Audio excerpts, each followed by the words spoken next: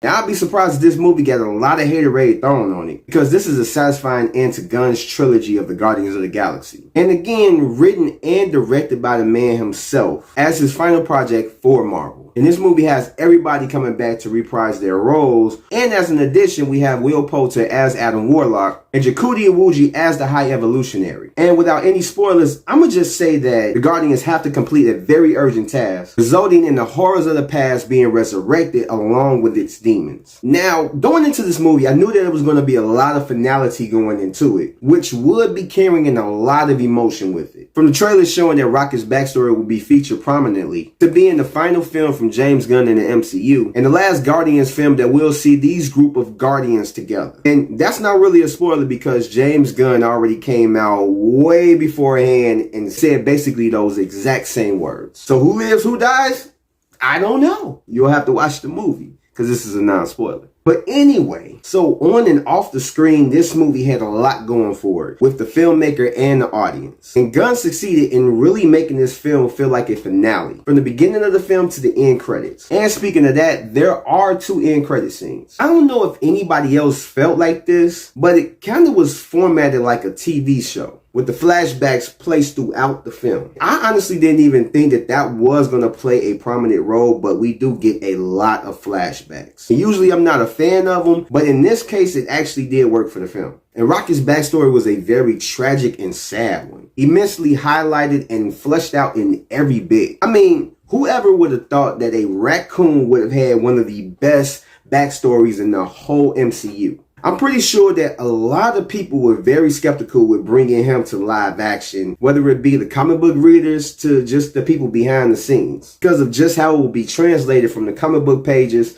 to the big screen, and just with it being an odd choice, but it really worked out for them in the end. This pretty much was a Rocket Raccoon movie. And of course, the chemistry is great as usual with the cast and the characters. And there is a lot of legit humor in this movie. Actually, some of the best comedic writing I've seen in a Marvel project lately. And even with the heavy emotion that the story has to offer, there still is a great balance of both. And this is accompanied with a great score and soundtrack. As for the introduction and usage of Adam Warlock, I was not a fan. His character kind of put me in a mind frame of Gore from Love and Thunder, because instead of being a more serious threat, he's made to have a really big comedic presence. And honestly, he could have been taken out the story because he really added nothing really significant to it. As well as the other Sovereign characters. I believe that's the name of the people that he come from. But I do like the tie-ins to Volume 2 because it does make a lot of sense in the motivations of certain characters, such as the High Evolutionary, which is a great villain. I loved how he was written, and he was made to look incredibly strong. Not even in his intelligence, but his physical presence. He came off very intimidating. He's very similar to Kang in a lot of ways, because you can see that he really needed his technology as a weapon, because he's not physically opposing in a hand-to-hand combat situation. And nor did he have to be, because he was very capable of protecting himself with his smarts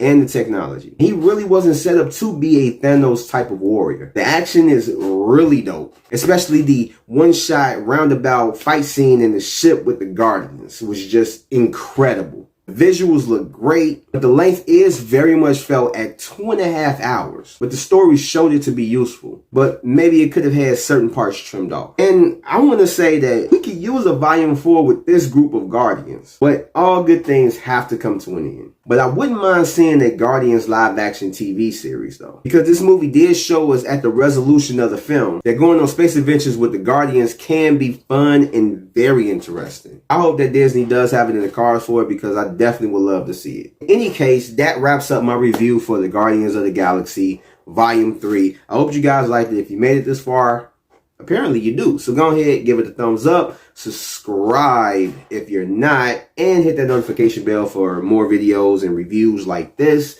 And I will catch you guys on the next one. So peace out, stay safe, and if you haven't seen Guardians, I don't know what you're waiting for. Go see it right now.